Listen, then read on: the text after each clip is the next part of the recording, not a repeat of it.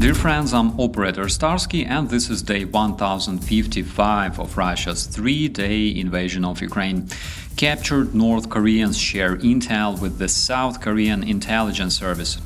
Ukrainian defenders continue wiping out Russian command points, and Russians preparing for upcoming negotiations with the US. Or are they? This is the Frontline focus. Let's roll. Massive Russian drone strike was deflected tonight. 109 out of 110 drones launched by the Russian terrorists were either intercepted or suppressed across Ukraine. Minor damage to people's property due to the fallen remnants has been reported around Kyiv, Sumy, Zhytomyr and Zaporizhia, but luckily civilian population was not harmed. I think the courage showed tonight by the Ukrainian air defense totally deserves our like. The Ukrainian General Staff reported a successful high-precision airstrike on the command post of Russia's 2nd Combined Arms Army in Novohorodivka, Donetsk Oblast.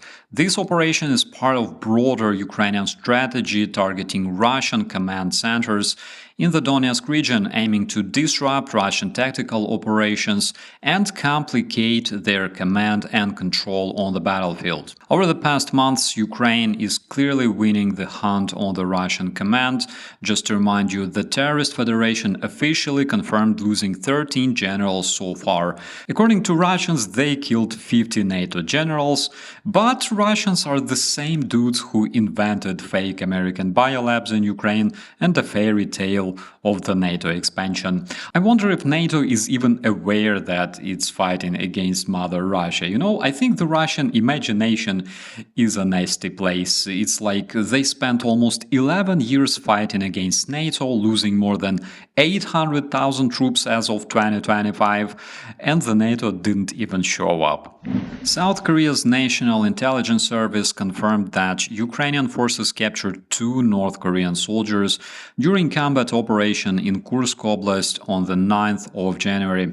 One of the prisoners revealed that he was initially sent to Russia under the pretense of training, but was subsequently deployed into combat.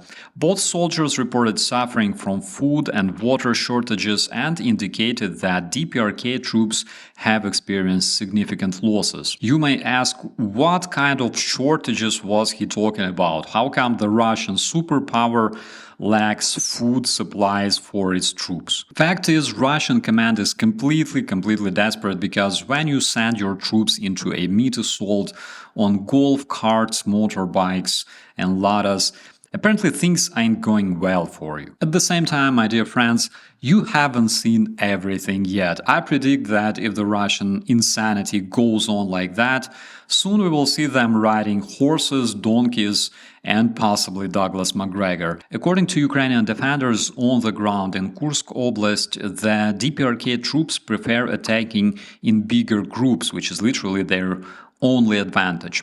Also, they are often described as ideological fanatics who often choose self-elimination instead of captivity. And recent Ukrainian footage, for example, showing 18 North Koreans getting wiped out during a failed attempt of taking Ukrainian position, actually confirms this, because on the footage, for example, one of them exterminated himself with a hand grenade. According to the South Korean intelligence, as of today, out of 12,000 North Koreans deployed in Russia, approximately 300 considered eliminated and about 2,000 wounded.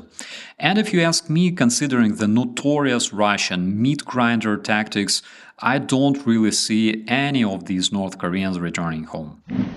People's biggest anticipation of year 2025, actively discussed in the media, is undoubtedly the upcoming negotiations between elected American President Donald Trump and internationally wanted war criminal Vladimir Putin. What we have today is several key opinions about possible results prevailing in the society.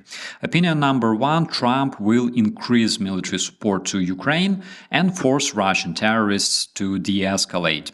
Opinion number 2, Trump will cut military aid to Ukraine and force Ukrainian people to capitulate to the Russian terrorists. But no matter which opinion prevails, for some reason people are extremely hopeful, including myself, to see the war ending in 2025. At the same time, I think that it's highly unrealistic. First, Russia, through its spokespeople like Simonyan, Peskov, Lavrov, and other officials, made it clear that it won't agree to freeze the war. Recently, Russian terrorists confirmed they are ready to negotiate, but on a condition that the Russian demands are accepted. Just to remind you, according to those demands, Ukraine basically disappears as a sovereign country. And Russians want to reach this goal either diplomatically or using genocide. It doesn't matter much to them. The end goal for Putin is this glorious victory over the evil West, Ukrainian territories attached to Russia, also the new Russian border that is secured along the Carpathian Mountains, and the terrorist Russian regime becoming stronger tenfold. Also, it's a good excuse for other dictators around the world to achieve their goals using power and genocide. But the fact is, Russia didn't start this war in order to just grab Donbass, Kherson, and Zaporizhia. Their demands in 2022 were extremely clear and involved whole Ukraine. Freezing the front line where it is today equals a death wish for Putin, and he knows that.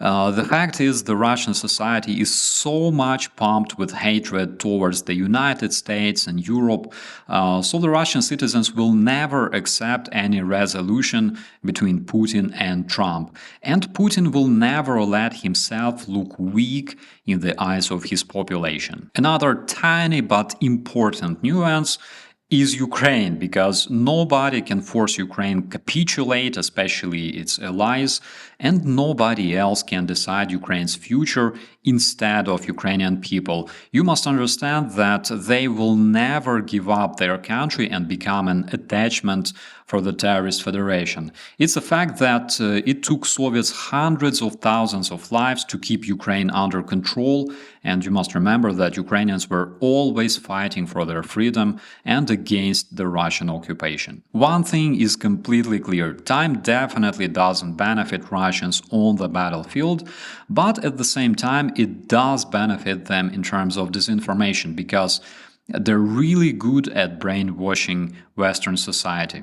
In my opinion, at this point, Russia is trying to reach its informational goals before its whole military industry starts collapsing, which is expected around 2026.